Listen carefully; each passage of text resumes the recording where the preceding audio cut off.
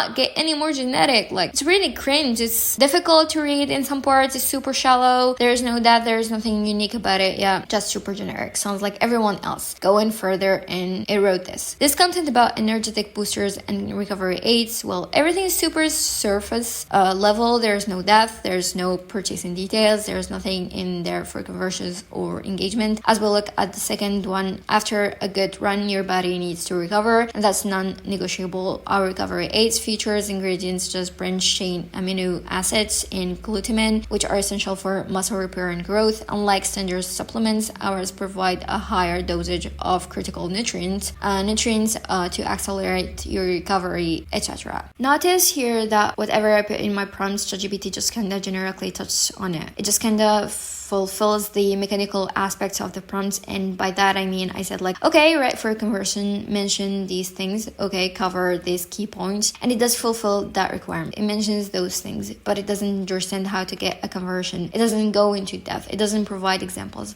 There is no emotion. There is no power. There is no visualization. There is no touching on objections. There is no personal experience. No nothing. So we said right for a conversion and mention these key points, and all it did was mention the key points, and it didn't do anything else. So it's still very mechanical. It's still very surface level. That's the major issue with AI. This content is really bad. I just will say before moving on, like, it's not the absolute worst. It's not like a 1 out of 10. It's probably like a 3 out of 10, which I guess isn't the absolute worst, but it's still not any good. So clearly AI doesn't understand the audience or the goal here. It's very surface level benefits. It only touches on the benefits. It's very surface level. It only like writes on one sentence about the benefits. That's not good. So for example, we can see supplements help fill nutritional gaps, boost energy levels, enhance recovery, and overall support your health so you can hit the pavement harder and faster. I mean, it's not the worst, but again, it's very generic. There's no details about it generally there. They don't explain to you how these things do it. They just say,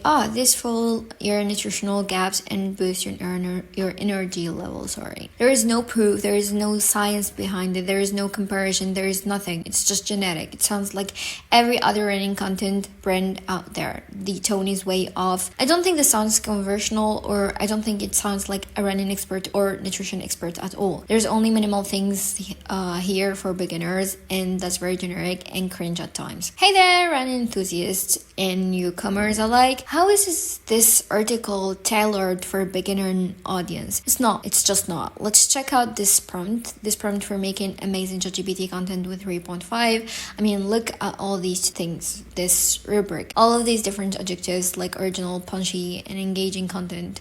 Sparkle is an AI-driven persona with a knack for generating engaging, creative, and punchy. Whatever else is there, I can't even read it. So how about this super complex prompt for amazing ChatGPT content? Let's see what it gets. I could not have written something this bad. Where is all like punishedness? Where's the originality? Where's the engagement? Where's all the tone rubric stuff? Like, where's that good tone? It's not there. It's not here. These are scammy prompts that are made to look really nice in order to sell things to people. They have no positive effect on output. Read some of this content. Just see how terrible it is. Ever-evolving domain that reflects the essence of style and self-expression. Sartorial landscape in the coming year. It's absolutely trash, and it's super generic. It just sounds like everything else out here. So that tone rubric did nothing. All those adjectives did nothing. Absolutely nothing. It just results in a fluffy trash. Once again, people misunderstand what AI can do. This person thought he could just say generate engaging content, captivate readers, then throw in some fancy numbers and get a great result. Sorry, bro. It doesn't work like that. It just doesn't. How about this prompt? You can read it for yourself. I will skim around for you. Write an informative and objective article about topic, okay, super generic.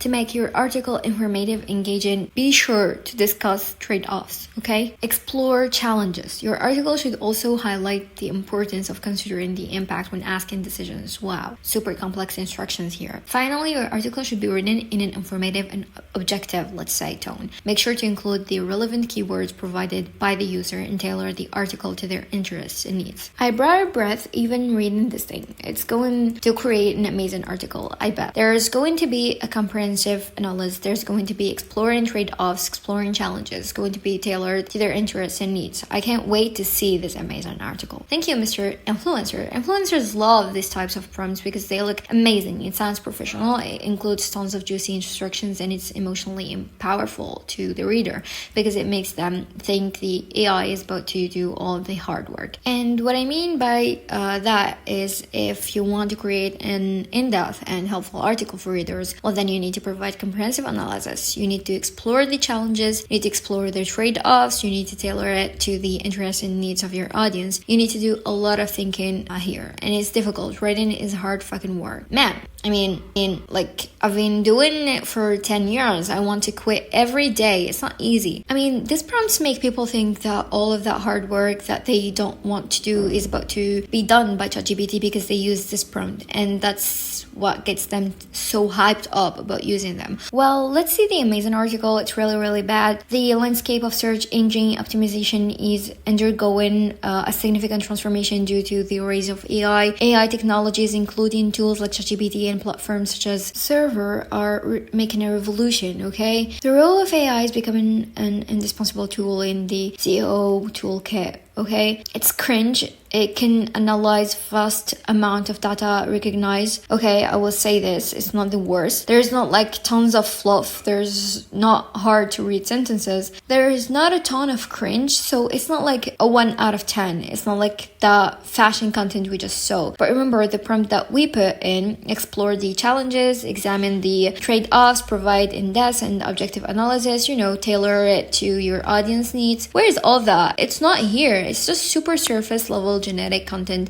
that you can find anywhere. There's no depth or expertise or explanation or exploration of anything here. ChatGPT only fulfills the mechanical requirements like the topic, keyword, and key points. So if you say something like explore the trade-offs, it just mentions the trade-offs in one sentence. It doesn't explore anything. This is not engaging. Where is the comprehensive analysis? How is this tailored to their needs? It has done nothing but cover the key points like I mentioned a million times. It just does the mechanical stuff. Like, it does none of the thinking stuff. Here's another prompt that I got from a user in a Facebook group.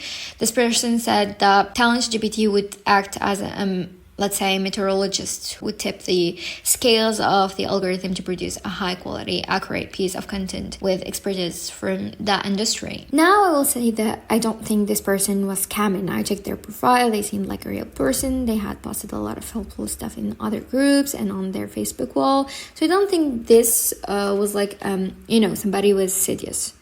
Is that even the right word? Somebody with ill intentions. I don't think it was evil.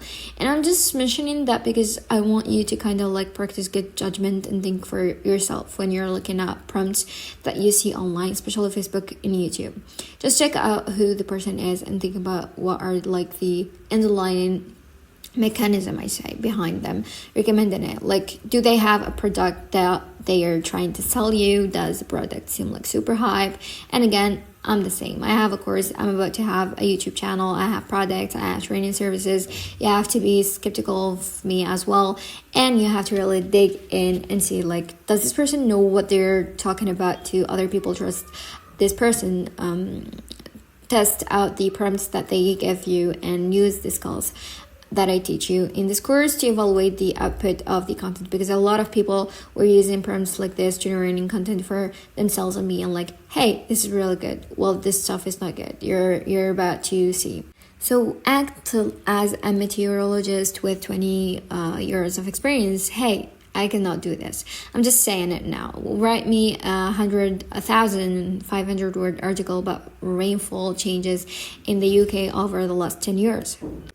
Write the article in a breezy, woody style that a 5th grader can enjoy, okay? This prompt is about to get ChatGPT to act like an experienced meteorologist from the UK. Splash! No, it doesn't. Just more surface level, sorry, generic, cringy trash. It's terrible. You can just say act as a meteorologist with 20 years of experience and expect to get an expert piece of content. It just doesn't work that way.